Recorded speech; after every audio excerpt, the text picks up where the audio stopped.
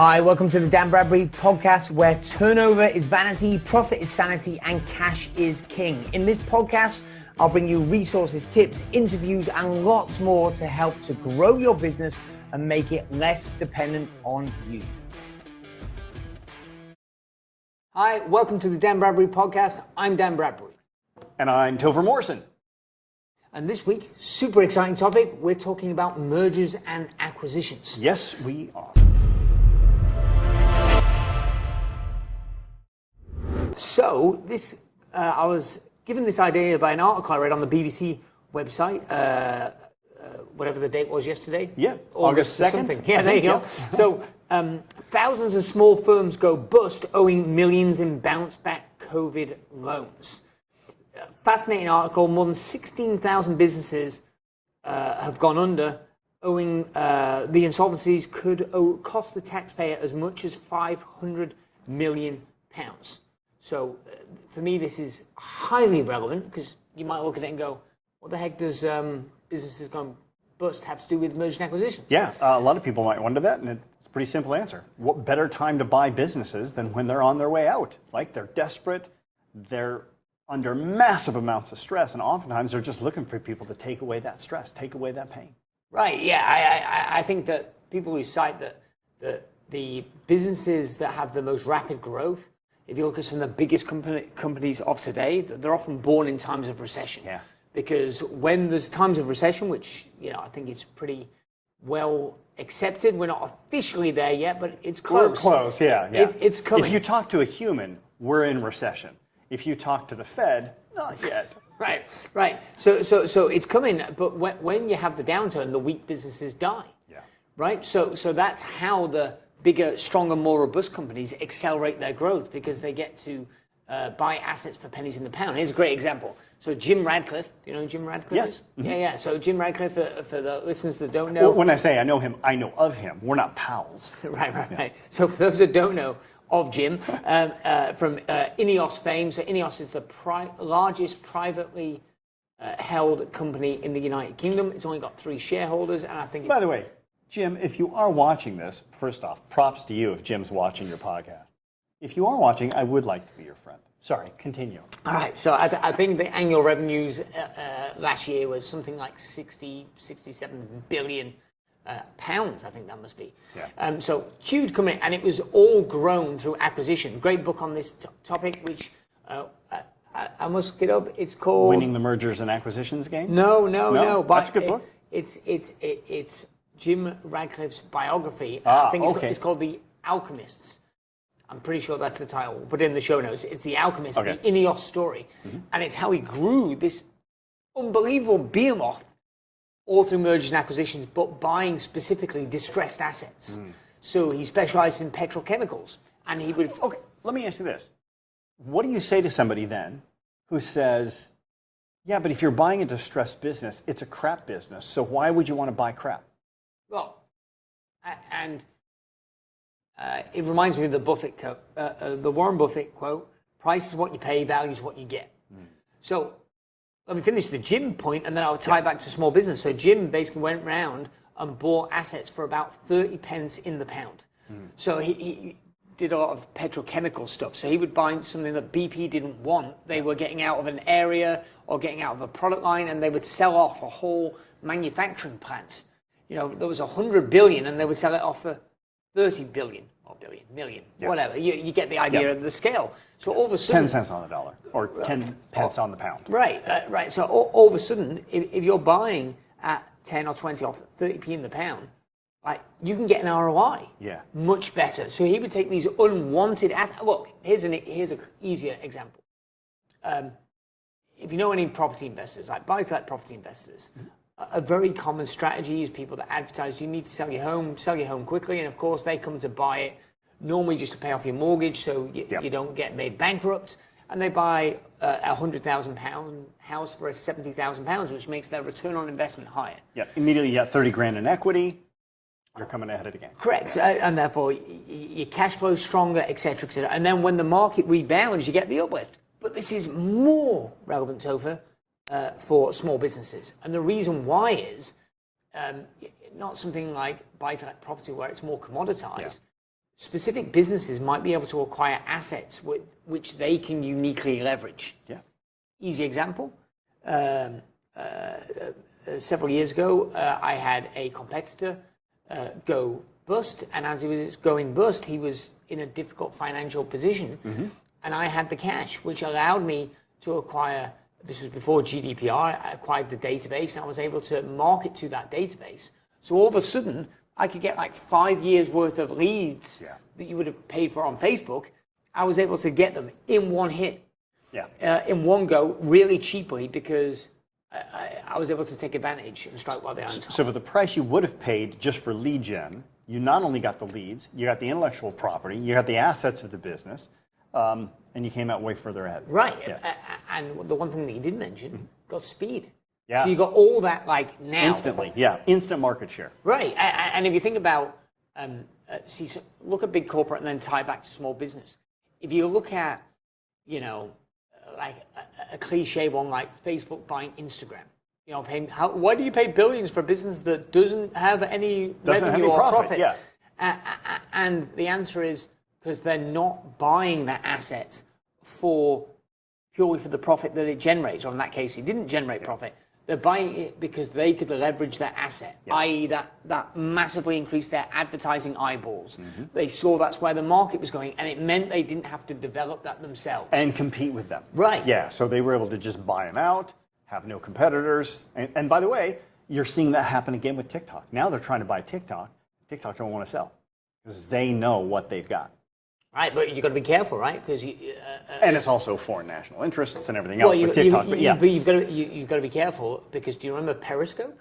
Yeah, right. That was really hot. Really hot. And they were died overnight. They didn't want to sell, so then they did develop it themselves. But they were approached to be acquired. Yeah, they turned them down. Listen, I don't know about you, but Dan, if I had a tech company right now and Facebook came along and offered me a couple billion for it, I honestly sometimes I wonder. I go, even if I know it's worth $30 billion in 2 years, a bird in the hand's worth more than two in the bush. Maybe it's a reflection of my poor entrepreneurship, but I gotta say, I'd probably take the money and run, especially with all the uncertainty in the market right now. I don't know. That's just my own personal. I admire them. I don't have that courage. Here's perhaps, because if I'm listening to this, somebody might go, okay, what does this mean to me? What does it mean to me? Yeah. Here's a more simplistic approach. I look back, Topher, over my the years ago, I was going to say 10 years of business. No, it's 15 years. No, it's it's getting to 20 years. The old man club, buddy. Right. Yeah. Right. But when I look back, if I plot the revenue growth on a graph over time, obviously there's an overall upward trajectory, but there's been certain points. I have to point this out. I have to. For those of you who are listening to this podcast, you have to watch the video.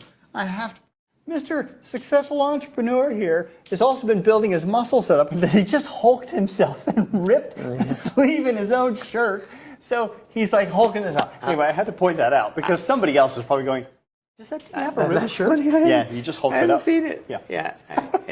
To be honest, it was again. It's an old favorite, but it was getting a little tight. I want to point out it's tight on the chest, not on the stomach area. It's chest development. Anyway, what the hell was I talking about? So the periods of fastest growth have always, when I look back, I say, what were the times when it really shot up, like plateau, shot up? Every single time, Topher, every single time when there's been significant rapid growth, it's always been preceded by one of two things. Either a strategic partnership, an aggressive strategic partnership, or a merger or acquisition.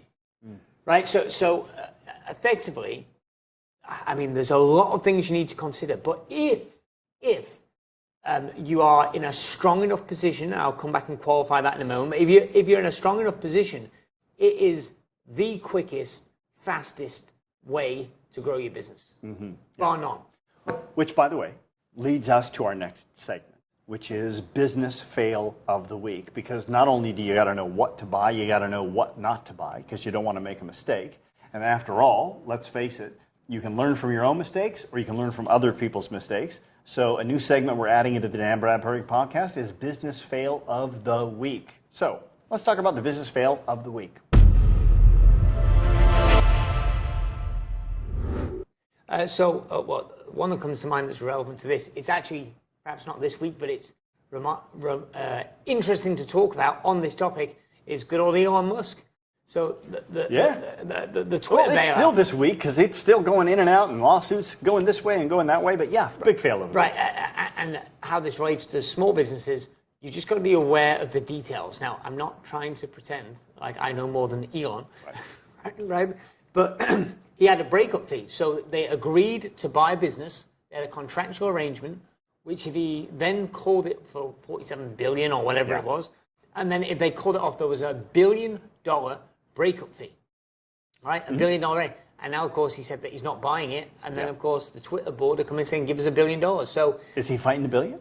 Yeah. I mean, if I were him, I would just say, take the billion and run. That's how bad I don't need it, right? Interesting. By the way, interestingly enough. I don't care if you're Elon Musk. $1 billion is a lot of money. Whatever the heck you are.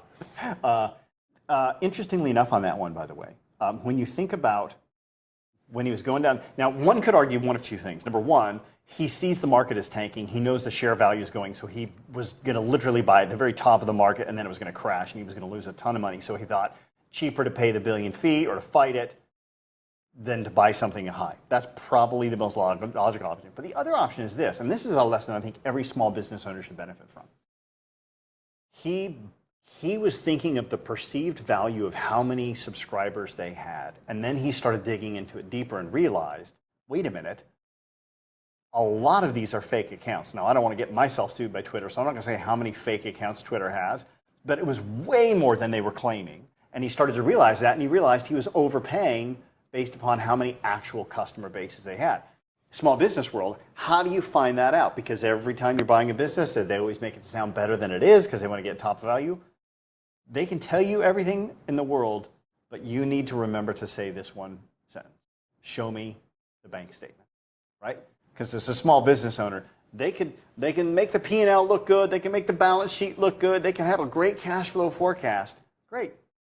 Show me the bank statement. Well, actually, on this topic, it's not business fail of the week, and I've not asked permission, so I'm going to have to be a little bit ambiguous. Yes. But this is true story, right? True story that cost somebody over $1 million, well into seven figures in cash. Went from expecting to receive seven figures cash to owing seven figures in cash. That classifies business fail of the week. Right. So this was a business owner who I knew, great, smart business owner, lovely guy, built up a great business over, I think it was 8, might have been 10 years, but got sick of it, right? Mm-hmm. So I'll just say it was a multi-site business. So I had multiple locations, okay? It wasn't retail, but if you just imagine like a retail business, multiple stores, built it up painfully over time. It was mid to high seven-figure revenue, a acceptable margin, a typical margin for that type of business, right? So like right around the 10% mark. So when you say high seven-figure, you're talking at least 5 million or more. Yes. Okay. Yes. And anyway, so he got sick of it. He'd got to the point where in the last 2 or 3, he's grinding it out. He's hating it because, without giving away the sector, the market was tough. It was very competitive. So he went, you know what, I'm done with this. I want to cash in my chips. Mm-hmm. But because the market is so competitive, the big players were vying around trying to buy each other out. So in a weird way, and then there's private equity coming in. War. Yep. Right. And so he got approached by people, and he went, yeah, that's me. And they put down a solid fair value offer, so like a fair multiple for that type of business because it's transactional, it's not recurring revenue. Like the multiple, I don't remember it exactly, but it was 4, 5, something like that. Business, so for that type of business model as well, it wasn't a recurring revenue SaaS business, right? Where you're selling for multiples of revenue, right? It was, what else? So let's say it was 5x profit. All right, fine. And he went, I'm good. I'm done. And it was cash because it was private equity backed, the buyer, right? Mm-hmm. So, because they're looking to grow a chain and prepare it to float. So what happened? So, all this is ready.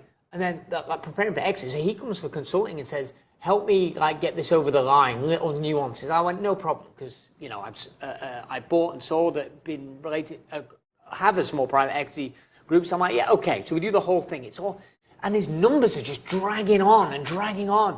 And he's going, oh, well, my person's off sick. And it got to the point when I went, dude, you've got somebody willing to give you multi-seven figures in cash. And they're like going, what's going on? And he's holding it up. I'm like, you're going to lose this thing. Because do you think they're just coming to you? Right, yeah. If They're buying going to everybody, yeah, right? absolutely. And they'll only, they'll digest a meal. So they're not going to buy everybody at the same time. Yeah. They've got pots of cash, like roll in that acquisition or roll it up and see it. Anyway, so I said, go and get another finance director. Get them to come in, get them to get the numbers over the line while the other person had stress, had issues, whatever, some kind of IBS or whatever, meant he was up. Okay, and what happened? The person that he brought in found out that the number, because I'd seen that the numbers didn't stack up. Yeah. FD came in, the guy was defrauding him. His own FD from the start of the company had defrauded him. Oh. Right? Do you want to know how messed up this is?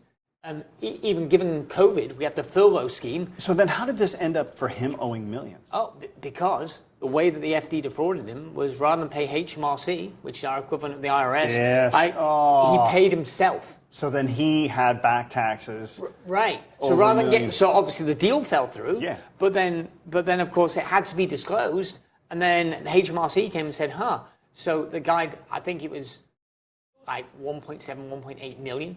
Over the last 3, 4, 5 years, right? And every payment to HMRC had been going in this guy's pocket. And if somebody's asking, well, how did the HMRC not come down? That was very clever, and that's out of the scope of this podcast. You've got to be in my mastermind program to know that. Or we'll do a show on tax evasion. Right. Yeah. Side note. Yeah. Everyone's got like their guilty little pleasure. Mm-hmm. My guilty pleasure is I love reading books about financial fraud. Right, like The Smartest Guys in the Room is a great book about Enron, as an example. Yeah. I love understanding how all that's done, because that's how you avoid it happening to you. And that brings us to the next segment, which is the book of the week. Well, perfect tee up for that. So what's the book of the week? Well, there's two, and I'll let you do one which you shared with me recently. We actually did a segment on in the most recent Success Mastermind, which was phenomenal about mergers and acquisitions. Yes. But as I would just mention, financial fraud. The Smartest Guys in the Room. But the Enron, yeah. It's about Enron, and it's the business grew quickly. It also grew through acquisition. They did a documentary on that as well, but it's not nearly as in-depth as the book itself. Oh, it's unbelievable. Yeah. I mean, you do need some financial nous to get through it, but I think it's potent because it shows you the pitfalls to avoid. Because imagine that, Topher. Imagine if you were ready to cash out your lifetime work, get your multi-7-figure exit, you're done for life, and in the space of 30 days, he went from getting a multi-7-figure cash sum to owing 7 figures to HMRC and having to put the business into administration. Unbelievable. And by the way, it also is a really cool lesson there that you're just, you never know, right?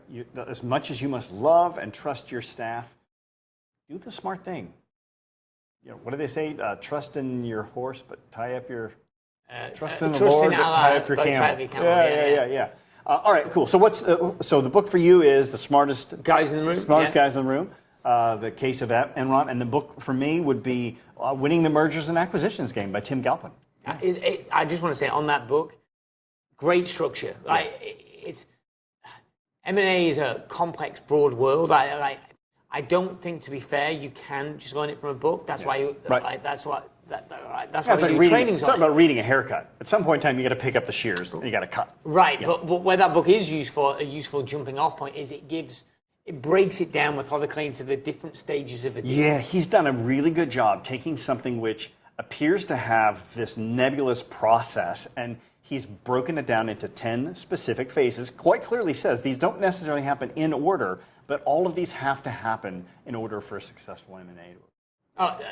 One of the book, actually, which is the book that jumped out my mind earlier, fabulous book, is a must-read, especially for business owners just dabbling, is Built to Sell, John Warrillow. That's a fantastic book. It's written as a fable about a business owner.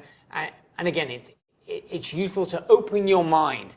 When it gets down to it, you need the right deal team. You need to get educated. There are a lot of pitfalls when it comes to M&A. Yep. But if you have a good team around you and you get educated, it's phenomenal growth strategy. All right, we've talked about current news. We've talked about the business fail of the week. We've talked about the business book of the week. Now it's time to talk about the business hero.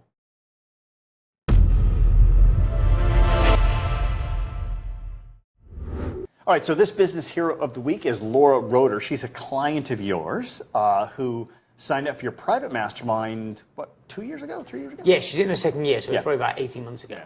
So what makes her the hero of the week? Two things. First of all, she signed up and she had two businesses. The first business, she went, I'm not sure if I sell it or not. We had a chat. Ultimately, we packaged it.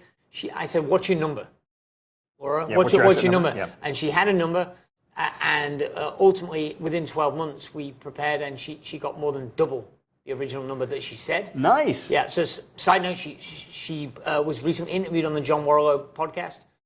Great interview. The second reason is she's looking at an acquisition right now. So she's walking the talk. So she cashed in a big exit and she's still an entrepreneur. And so she wants to buy another one. She's now she's looking to grow and she's looking to buy another one. And nice. she's done her homework, she's applied what she's known, and she's about to get a phenomenal asset. Awesome. We'll put her contact details and like her home phone. We'll put her website and her contact information inside the show notes as well. All right, my friend, listen, we've done a good job. We've talked about the news topic of the week, the fail of the week, the hero of the week, the business book of the week. My friend, we bumped out a nice podcast on mergers and acquisitions. Any last words or ideas you want to share? Famous quotes about mergers and acquisitions you can think of? Oh, it just strikes me, Topher, if you want a better business, you need to be a better business owner. And if you're already seven-figure revenues and looking to really accelerate your growth and you've got a strong balance sheet, M&A is the way to go, my friend. Oh, you know what? Actually, hang on. Before we go, depending upon the timing of this, your next Success Mastermind, which is coming up in September, is going to be on mergers and acquisitions, which is also why we did this, so we better talk about it. So we're going to be talking about how to survive the recession, and one of the key strategies is going to be mergers and acquisitions. Yeah, well, there's actually two things. So the next Success Mastermind about how to survive and thrive through the recession through mergers and acquisitions, but also we've got a specific one-day workshop for our members on the 23rd of August. But if somebody's listening to this that's seven-figure revenues, profitable, B2B, service-based business, and looking to grow through acquisition or looking to get educated about growing through acquisition, for every workshop we have a few guest places open, and just drop us an email. There's not a page up because it's only private for our members, but drop us an email to contact@danbradbury.com, and we'll give you the information. It's worth saying, by the way, that is not an open invitation. You can still call, but you're going to interview them and make sure that they're a qualified candidate, right? For them, so you can call, but you may not necessarily get in. Listen, Dan, thank you so much for letting me be a part of your podcast. Thank everybody for tuning in as well that did. Make sure if you're interested to check out Dan Bradbury's Success Mastermind coming up in September. And well done. All right, until next time, let's all try a little harder to be a little better.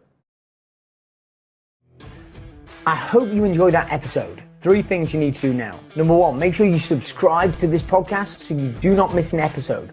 Also, get on over to Amazon to get a copy of my latest book, Turnover is Vanity, Profit is Sanity, 9.5 steps to improving your profits and cash flow. Also, join our Facebook group, the Turnover is Vanity, Profit is Sanity community, to connect with other business owners.